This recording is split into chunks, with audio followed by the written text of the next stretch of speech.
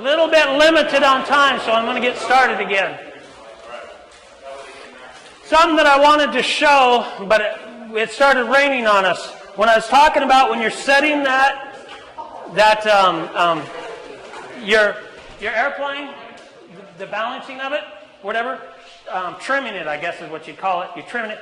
Your wheel's up in the air like this. On a Scott 3200, it comes to a stop.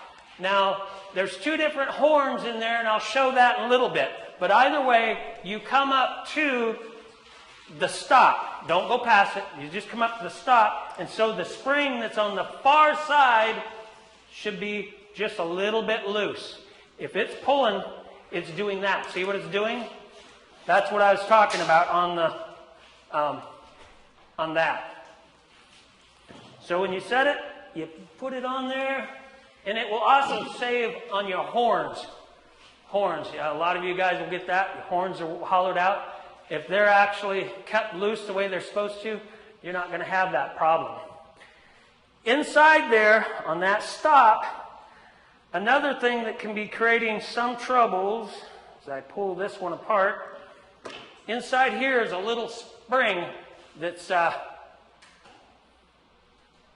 spring right there, how many of you guys had your 3200s apart? Okay. In that spring right there, what you want to make sure is that's not rounded off at all, because that's your next place that it's going to create troubles, is because that comes up on that stop, and if it lets that stop come fast right here, it's coming up. See those two notches?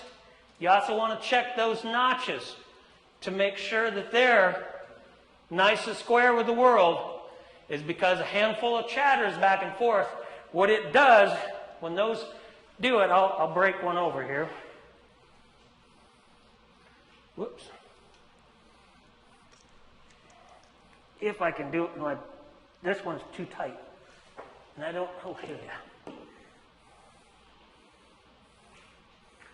All right, when you guys have broke through, that's what it looks like inside there. And when she goes chattering, it has, it's running inside of there.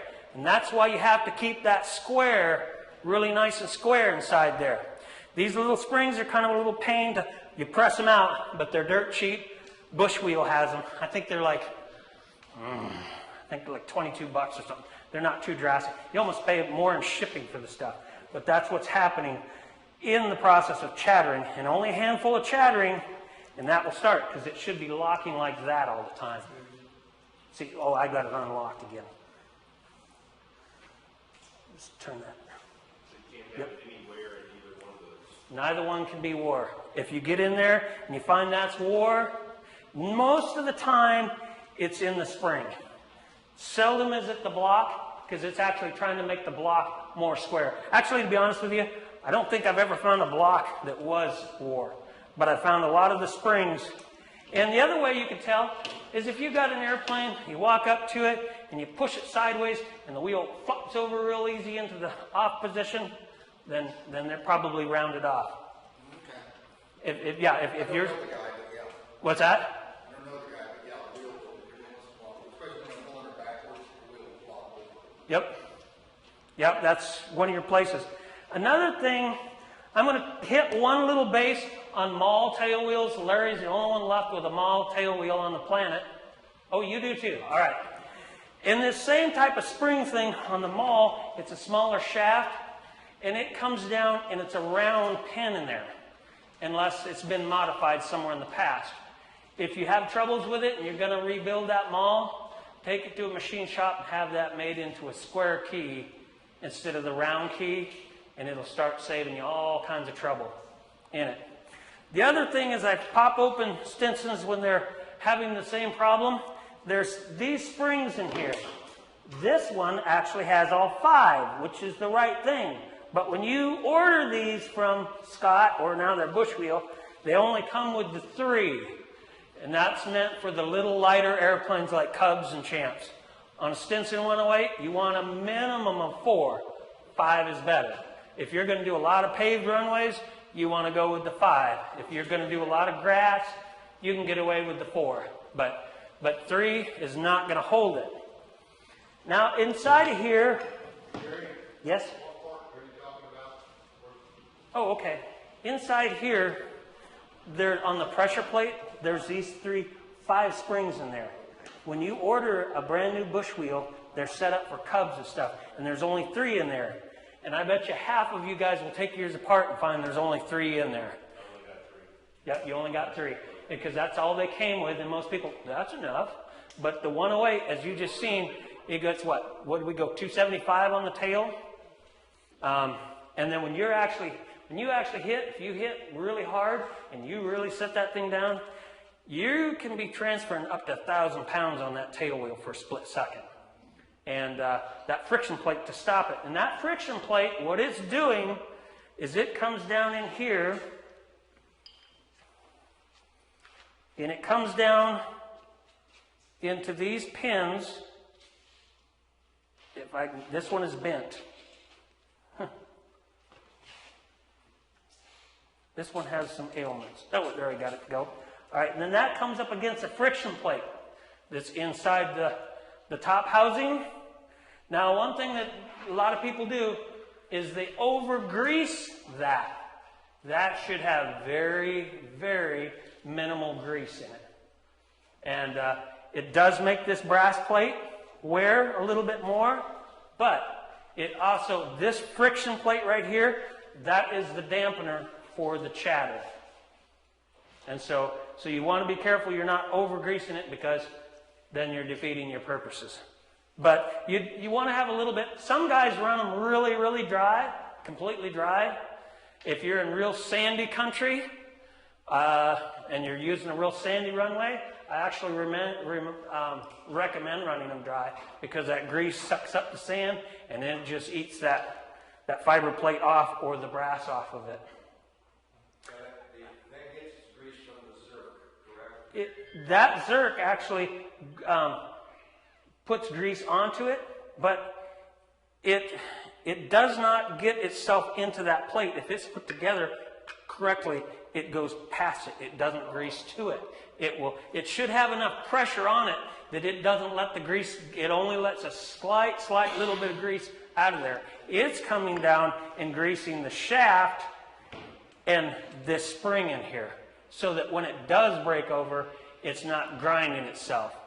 But it will always have a little bit of grease on it, but don't, when you put your 3200 back together, don't just slime it full of grease, because then you're asking for trouble. That's a friction plate to slow down its amount of things. Inside here, this one, no, that's right, I got it upside down. Let me take this back apart. Inside of here, well, there it is. There's a horn in here. And it goes in here after it's put in. But this is what they call a short horn. For people that are doing a lot of bush flying, turning really sharp a lot, this is the horn that when you're turning it, this is the thing that is coming up to a stop. And you can see there's a lot of space in that one. And that lets this wheel turn a lot. But they do make a short horn that only lets it turn so much. So if you guys that are doing a lot of flying off of hard concrete runways and stuff like that, I would recommend the long horn. And that's what they call this, is the horn piece. Go with the longer horn. It will make it, when it comes to that breakover spot, sooner. And it won't turn quite as sharp. But I don't know if I've ever felt a tail wheel chatter on grass. They just slide. But I've only found it on paved runways where they get into it. So you guys that are on a lot of heavy flying off of concrete and running your airplane close to gross a lot of times, go with the longer horn when you rebuild your fork. Let me see what else. I think that's about all I got to lie about.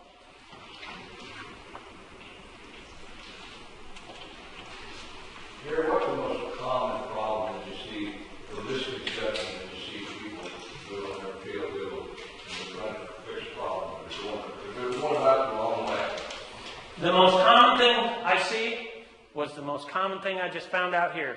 Everybody's springs were pulled up too tight. Their theory is that they're steering on the ground with this tail wheel. All you're doing is telling the tail wheel to follow the airplane. You're actually turning with your rudder. If you see videos of me dorking around with my airplane doing short field showing off at short field work, you'll see that I hold my brakes, lift my tail, and turn my airplane. You'll never see me hauling back on my yokes, turning. The very first time I met you, I said, quit doing it. Push forward. I'll be impressed.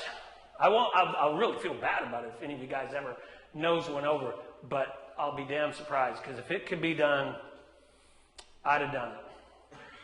Yeah, seriously, I would have done it. Now use some caution. If you're at a high speed and you're on a really soft field or something like that, then you still want to hold it back. But like turning at slow idles and you're just barely turning it up and turning corners and turning really sharp in front of your hanger, full forward. I mean, you're not going to get that thing to nose over. I'd have done it when I was a teenage kid, if I could have. It's that way you're not dragging this wheel over into it. Anybody else have any? I got a couple, Gary. Tire pressure. I was wondering if I'm going to get mine up to about 16 and make it seem happy. What's that? The tire pressure. Oh, blow it up till it blows up. No.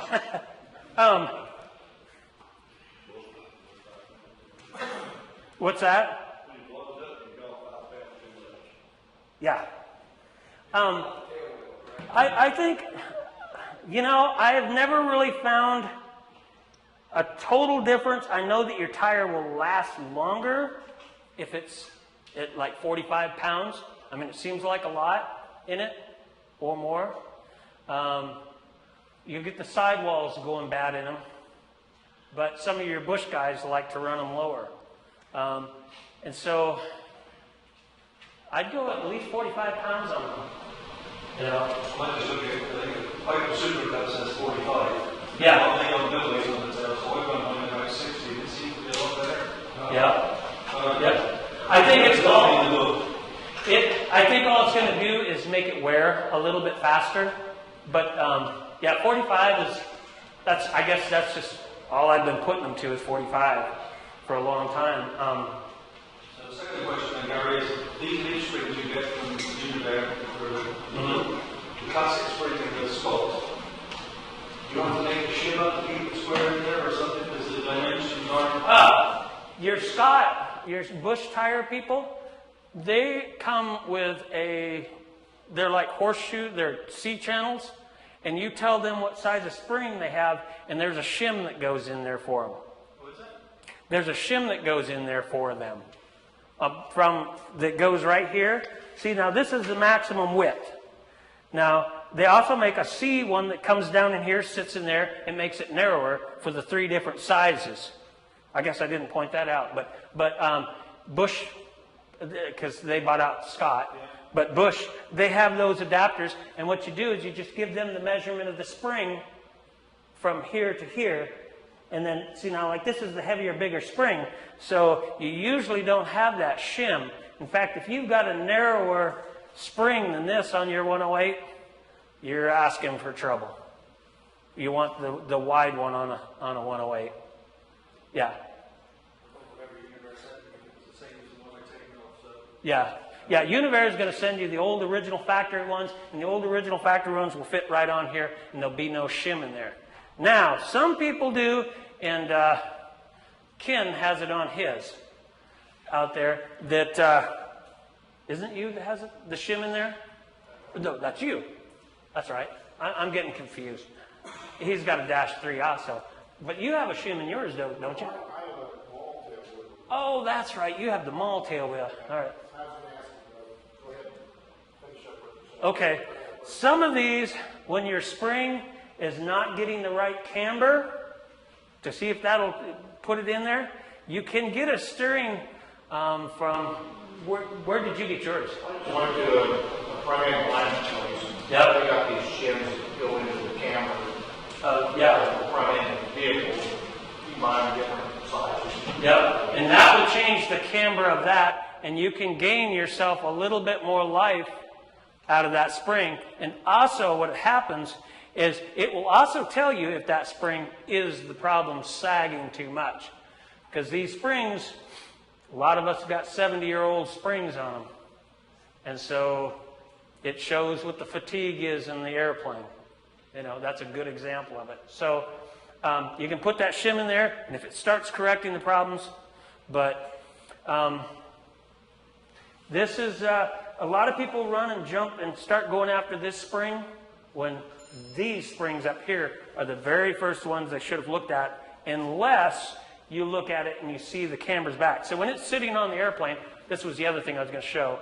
If this was the front of the airplane, obvious, this, when it's sitting stationary with no weight in it, it should have, I'm like over-exaggerating this so you guys can see, this pin right here should be aimed back forward so that when the airplane hits really hard, the spring comes out like this, it will go like this. And your theory is that it never goes past 90-degree angle from the ground. That's why once in a while, no matter how perfect you get these, landing downhill, hard surface, tail up, not tail up, but you're going downhill and you've got a lot of weight aft. That's why, because of the slant of the hill, it will come. But that's, you know, I don't know how many of you guys are ever landing on downhill runways. I've got one that okay, you do. And I've got one that I land on a couple times a year that's a downhill. And if I'm really loaded to the max, I'll feel it chatter even though I know mine's right. And so what you're after is when she's full down, she's fully loaded, that is at 90. And that's why they say at empty or low weight that this should actually aim forward. Any other questions? Is there a particular brand of tire that you recommend? No. Everything has, I'm amazed how quickly the tires wear. Yeah, I've never found one that's better than the other. They all seem to wear a little bit ugly. How much pressure are you running? About 50. About 50? Yeah. Yeah. It's, and what's wearing them is a lot of turning. Are you a wheel lander or are you I'm wheel, but I fly a lot of crosswind. I suspect. Okay, crosswind, yeah. Crosswind catch Yeah. is what's wearing. Yeah. Yeah. And that's where I come back to that. It's not a cub. You'll see pictures of me or whatever. When you see me taxiing around, I don't even have my hands up on my yoke. I hold on to the bar where I can see up over my dash. The other thing I can tell that that wears it is like too much air pressure or under air pressure. But if you're running 50, that's pretty close. Don't sit there and hold back on them. I know that's contrary to what some of you probably learned as student pilots, but it's the Stinson, as you just now seen, is heavier than most. Hey, Gary, I got one question for you. So I'm going to bring this up and show a picture, but this kind of goes along a little bit with what Randy said this morning. You never know what you got, right, when you're rebuilding. Mm-hmm. So I rebuilt my 3200. I've already figured out from your conversation that I have too few springs, so I need to take apart the more springs. When I set it on the spring, there was a lot of wobble back and forth. And when I measured here, there was much of, I can't read the thing in the picture, but there seemed to be like it was worn. And I don't know if it shattered and wore out. Is that? Yes, that needs to be shimmed back up and trued back up. So how would I go about shimming it? Just You machine this out just a little bit, order it from Scott, and Scott has a shim for it. Scott has the shim for it, or else you buy the whole new head. They do have a shim. See if they have a shim. What they're going to tell you is how far out is it. If it's too far out, then they're going to tell you buy the whole new head. If it's Take pictures of the measurement so I can show. the other thing that I'm going to suggest not every time, but every so often when you take these apart, replace this bolt. It's dirt cheap insurance because these buggers are taking a lot of punishment, and they're constantly stretching. And my dad had the practice, and I've carried it on, that I replace that bolt about every 300 to 400 hours of landing. And if I've got a lot of really harsh landings and stuff, because once this bolt starts to stretch, and it only has to stretch a tiny bit, and if any of you guys have ever done something like a 2/1000 here, by the time it's traveled, it's become a 1/4 of an inch over here. This bolt stretching is a troublemaker. Not a drastic one, but it is one. And I would do it like every 400 hours or so. My dad always used to go by the theory, every time you did your top end, you did that bolt. Because on a Franklin, you're doing the top end about every 500 hours or so. Rough idea. Modern gases and stuff like that, it's not quite that often. Is that a grade A, the standard A, and there's just something called out for that bolt? No, this is a standard AN bolt. There's nothing. It's just a basic AN7. I think it's an AN721. Don't quote me on that. But it's just a basic AN7, 7/16. I found a lot of those nuts get loose. What's that? I found a lot of the nuts get loose. Change them all to put gas pedal. Yeah. Yeah.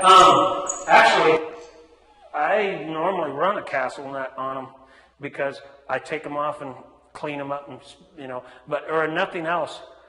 I don't know how many of you guys are doing this, but you should only ever reuse. On certain things, you should never reuse a locking nut. And some things only once. But you see some of these guys take them off and on and on. That's asking for trouble anywhere in an airplane.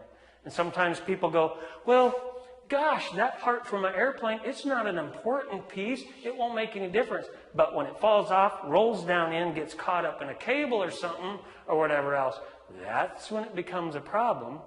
You wind up like my poor friend in a Cessna 210, stuck in the side of a mountain. It's turning out that it was a screw-up. Didn't take care of something. Anyways. Gary, on some of the blogs or some on the internet, I read that the guys are saying that there's a bolt that holds the tail wheel on the airframe, that we should use a bolt that's drilled on both ends and wire tied on both ends. And I don't recall which bolt it is. Anybody remember? It's this one right here that they're talking about. It's this one right here. And what was the reason for the drill to fall out? Right? I don't know. I've never had one of them come out. I've usually had to fight these out.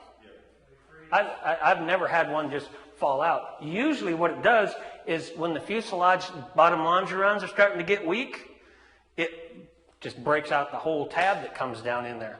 In fact, there was somebody just posted the other day, yeah, that's a dead giveaway that the bottom of that fuselage in the back is going bad. If you can get it to do that number. But I do replace that bolt fairly often, just about as often as the tail wheel bolt here. But I don't know if it's really important to double wire it.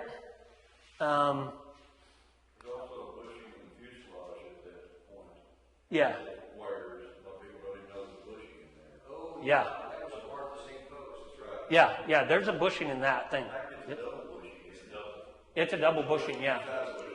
And that's why I say I can't believe you can get one of these to come out, because you usually have to fight this thing out of there. I mean, I've literally had to get over there with punches and oils and everything else. Yeah. This one's in nice shape, but yeah, this one's in really nice shape. Outside of that, I've found that these boots that run up here on the front to come into the airframe, you always want to check that loop that it comes down is not cracking, but these things can be a real bitch to get in and out of there. And I don't know what Stinson made this out of, but oh my God, 70 years old and they're still in good shape. It's just a piece of hose, but I've seen them. What's that? Okay. Yeah, but I've seen them last a long time, so it must not have to chafe in there a lot. But there's nothing really unique about this part of it. You know, if you break these forks, I've never seen them stretch out, get out of shape. It's usually your troubles is that spring comes back over tight. And then you got your basic stuff that your AI should be checking this and then. And the other thing is make sure these little things right here are square with the world. And then to take that out, there's just a roll pin in here and it slides up and roll pin back in. And check to see that your bushing is in good shape.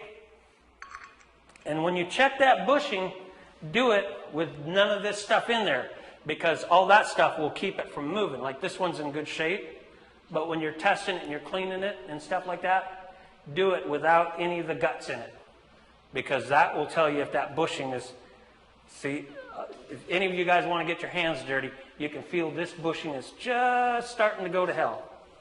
Anybody want a dirty finger? Anyways, but you can feel it. It should not have any slack in it. And this one's got, well, I can just show it to you. You can see it in there. It's got enough. And anything like this that's moving, that's doing this kind of stuff, can be your problems. So when you got shimmying problems, gosh, there can be a lot of them. But the simple, stupid, easy ones is first. What's that? Yeah. And Scott Bush Wheels sell that. Alaska Bush Wheel. You can buy every single part on this. There is not a part you can't buy for them. They realistically have not changed them other than changing the name on them. Every single part's there. And they're really not that overly pricey. I mean, they're pretty easy to deal with. Is that the biggest reason why they're taking the molds off and the Scots on is the shimmy?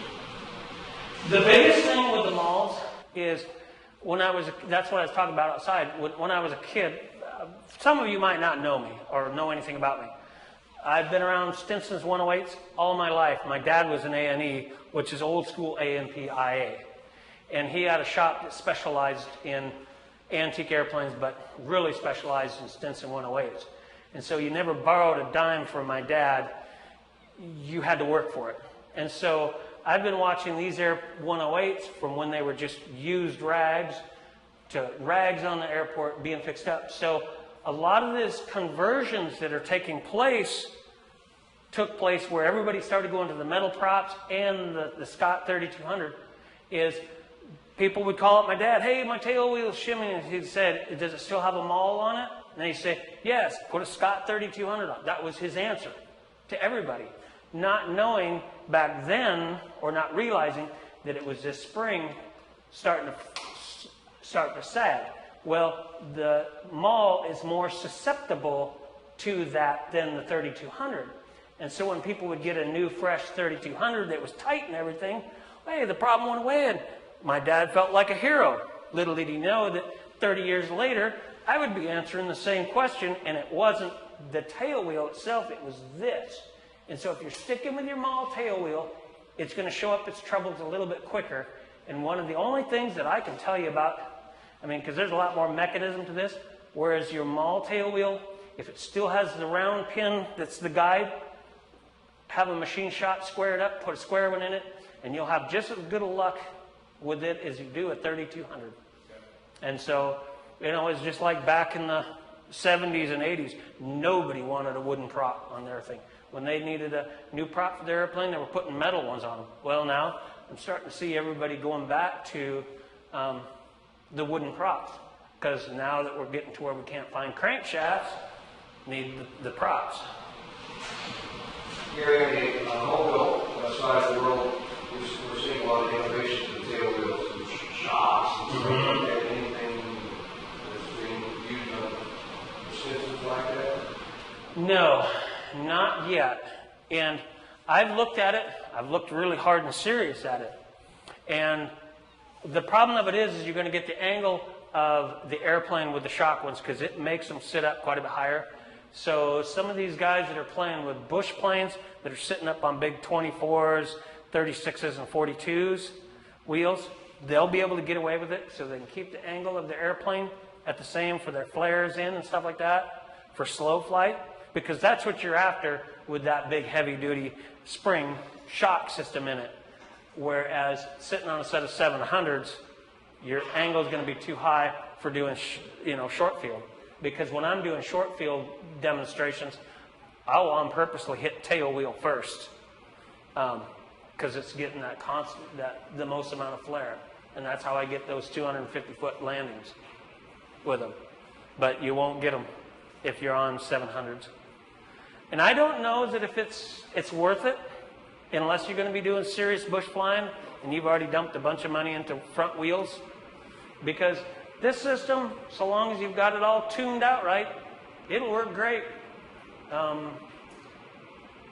It's just a, and the IA or you, when you're doing your annuals, you need to go back and double check all these things because your tail wheel should come off during annual and check it. Pop this open, clean it all up, make sure that this is still square with the world, and make sure this shaft is still staying in there tight, because that just a little bit of play in there is another vicious one. And especially if you got springs that are constantly pulling against it. And that's the misconception by a lot of people, is that tail wheel is doing your steering. And it's assistant. It's making it come so you're not dragging it sideways. You're actually turning with your rudder. It should be turning with your rudder. Very much on my mall, I had a photo shoot, and then I ended up getting a distribution, which was great. Yeah. It was awesome. But now my question also is, when my mind has kind of that double spring, they like a spring inside a spring or whatever. Now, should those also be grouped like what these are? Or should be No, the mall will get away with those. The mall, on the heavier ones, a mall will tolerate them. Like I think Larry's got them on his also. They're all right on a mall. A mall actually follows the airplane better and actually swings better than a Scott 3200. Because the Scott 3200 has this friction plate in there. And that's why you use the heavier springs on it. And so the mall, no, it's fine. But on the other ones, on your 3200s, if you got those little light springs and stuff like that, take them off. And everybody that's down there that has the 3200s has the big heavy springs on it. That's what you want on it. I don't know if I got anything more. While I put his wheel back together, I do have an interesting little story for everybody, though. Part of working in my dad's shop is he had gone to A&E school before the war, and then during the war, he wound up going to work at Boeing, and his best friend wound up going to Vultee. And he was involved in the development of the Stinson 108. And so as a kid, and I wish I would have known what I was one day, that I would be somebody that knew a lot about Stinson 108s. I never set out to be a guru or whatever you want to call it about them. It just kind of weirdly happened. He would swing by, the old timers. You never stayed in a motel, you stayed with somebody. And Dad would usually have an airplane project, and they would sit out there. And we were doing a Dash 3. I was helping my dad and doing a Dash 3. And he was telling us about how they wound up using which props they used in engines for the 108s.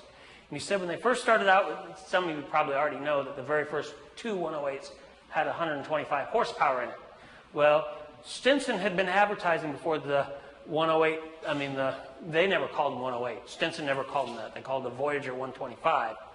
And they advertised it to be a 116, 117 mile an hour cruise airplane. They got it. It showed up at the 125, and it would climb out and it'd fly. But it wouldn't do the 116 miles an hour and Stinson went, uh-oh, we got to fix this. So they'd been doing business with Franklin on the 90 horse, and they went to said, hey, can you come up with something? And Franklin said, well, we've got a 150 that'll get you there. So when they very first came out with the 150, and they put it on the very first 108, it only had a 72 55 pitch prop on it. They took it up, did the test flying. It would climb out beautiful, still wouldn't get the speed out of it they wanted that they'd been advertising. Stinson went back to Franklin and said, hey, we have to have a 160 mile an hour airplane. What is the biggest prop you can put on this thing to get that? And they said, well, we can go. And they experimented a little bit and said, the Wood 76 53 prop will get you to that 116, which kind of gave it a little bit on the, not real bad, but a little bit doggy in takeoff. And so then they found out that with the 150, they got it firewalled at 2,600. So they came back and said, we need to have 200 RPM buffer instead of everybody redlining this. And that's where they came and modified the 165, that it would still use that same prop and you'd still have that 200 RPM buffer on there to not. And if you're 108, the myth that I see all the time with people, they're going to go buy their first 108, but I got to have a -3 or a -2 because that has a 165. Those engines are basically the same engines. They produce the exact same horsepower at the exact same RPM. And yes, a 150 will get 165 horsepower. But in takeoff, neither one of them will get much over 140 if it's statically correct at 2350.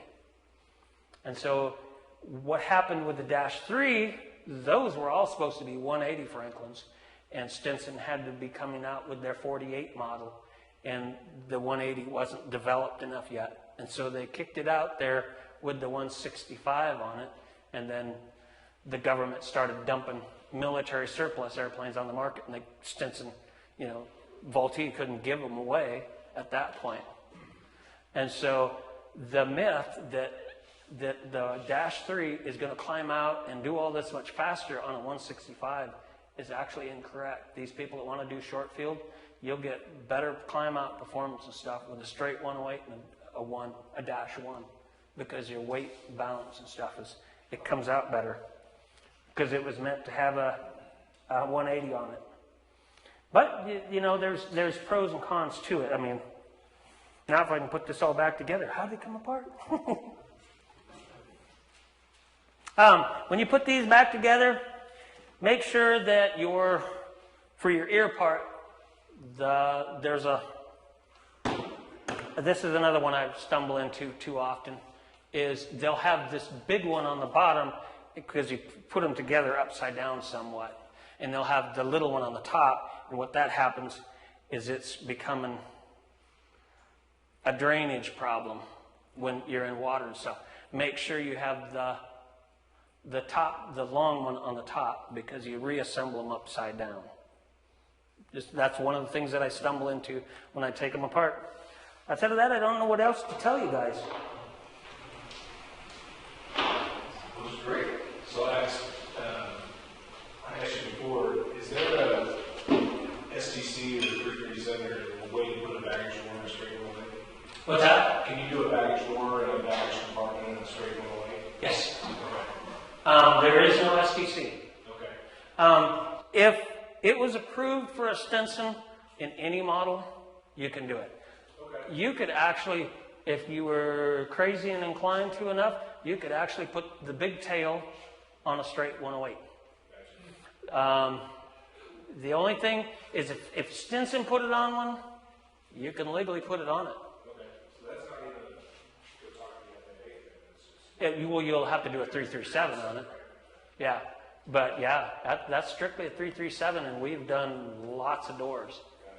I still have the bones of one more door left in a baggage compartment if you need one. I might be, yeah. I mean, mine's metallized, so. Oh, okay. It's metallized. Yeah, all my stuff is to do a fabric one, other than the baggage compartment. If I've got a door frame, I can make it there. Yeah, I've got a spare door frame and stuff like that. I want to make a couple of little spiels about the tailwheel thing. Right now we're at 175 pounds. Can we get 3 people in that thing to where it's crowding gross? Will you let 3 people sit in your airplane? Sure. All right. Try to keep you guys That from back rolling seat back. is actually the most comfortable part. Yeah. You gonna get in the back too, Brett? He's throwing money around here. Whoever's in there, hold the brakes for us though.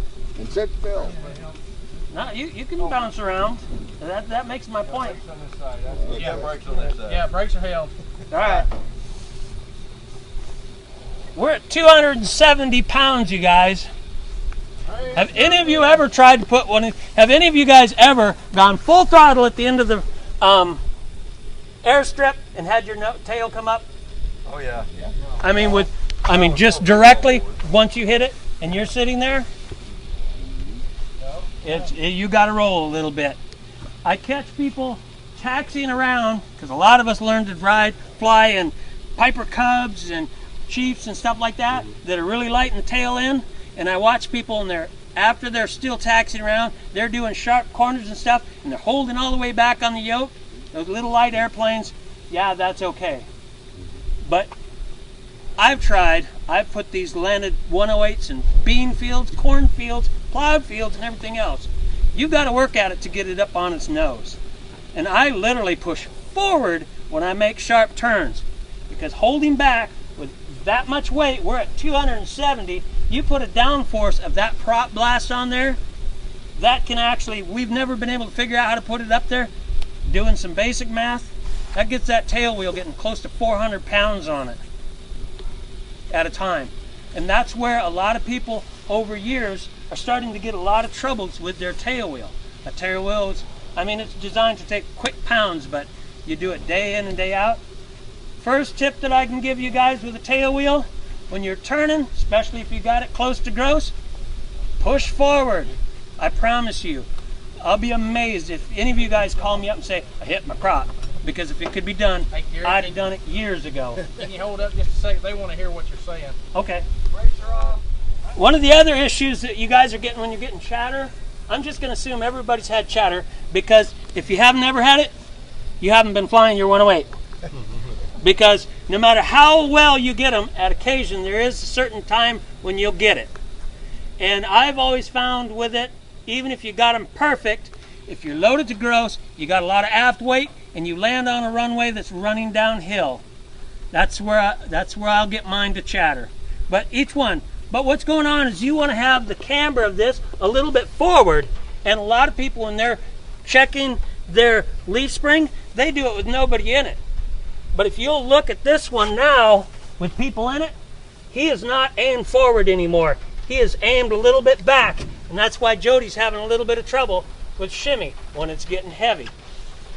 So when you do these and you get that to go with your leaf spring, to get the spring in it, you need to have that at gross. Yeah, even if you have to put, your mechanic is putting them in there at setting them up, he's got to put a bunch of stuff in your back seats or whatever. The airplane has got to be at gross. Pretty good. Is that them out yet? Yeah. Yep. Brakes off. And what we did in Dad's shop, when we did it, we would set them up and we would put them on a piece of card. We're going to run into rain, otherwise I'd show you how we did it. But we would just make a mark on the floor in there when it was empty, and then we'd put the weight in it and see how far that wheel went back, and that would indicate to us how much spring loss we were losing. And in the late 70s, when I was still a kid living with my parents, back then you had, people wrote letters and called on the phone, and people would always call Dad, hey, my tail wheel's shimmying, my tail wheel's shimmying. My dad would say, put a Scott 3200 on it and quit worrying about the maul. Well, that's how all these airplanes, most of them got Scott 3200s. What they didn't understand back then is it was the fatigue of those things, the springs slowly flattening out. So it took another 20, 30 years before the Scott 3200 couldn't tolerate that. And it kind of gives us an idea of what the stress is on our airplane. Now that they're 70 years old, now the 3200s won't even fight it. So either you buy a new spring, and then some of guys are getting them resprung. I just go buy them from Univer.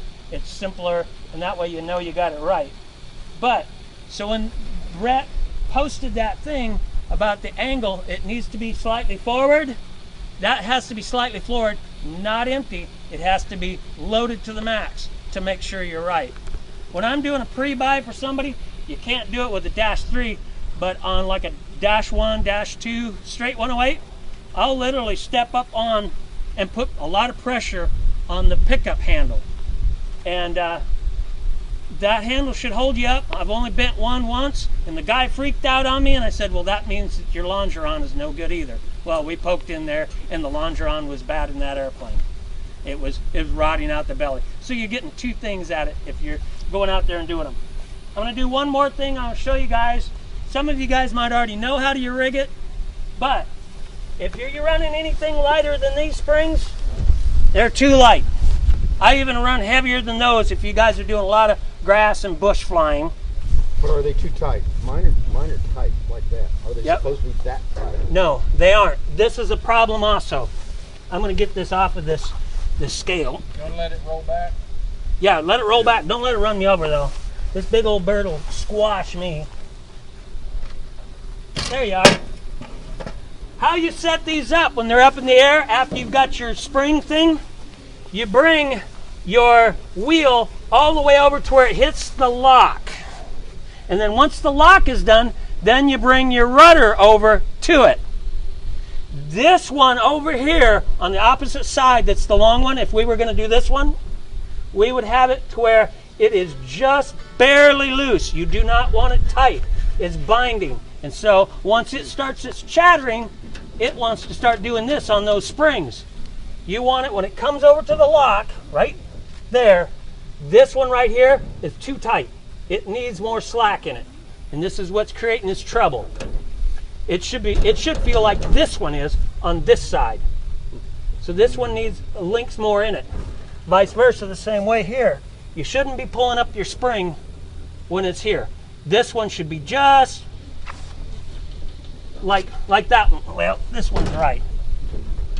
It should feel like that. See how loose this one is? A lot looser than I thought. Yeah. This should be the one on the far side. Where it's pulling on it, you're pulling on the fork, you're wearing out your fork, and you're also, because when this wheel hits right here, and if it's got just a little bit of that in it, and it'll hit hard, and then the spring will, this spring will expand back out, and that tail wheel will get a little bit lighter.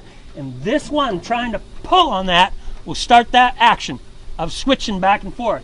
These two are too tight. When they're sitting neutral like this, they should be just a little slack. Let's see. They shouldn't be tight. They should be a little bit loose. And should you, when you do that, you need the aircraft weighted up? No, when you do this one, you do this with it sitting up in the air. Okay. You're testing it, this spring, with it loaded. Okay. You're testing this spring with the tail up in the air. Because when you're setting that, you bring it over to the stop, and then you put the spring on the opposite side so it's just a little bit loose.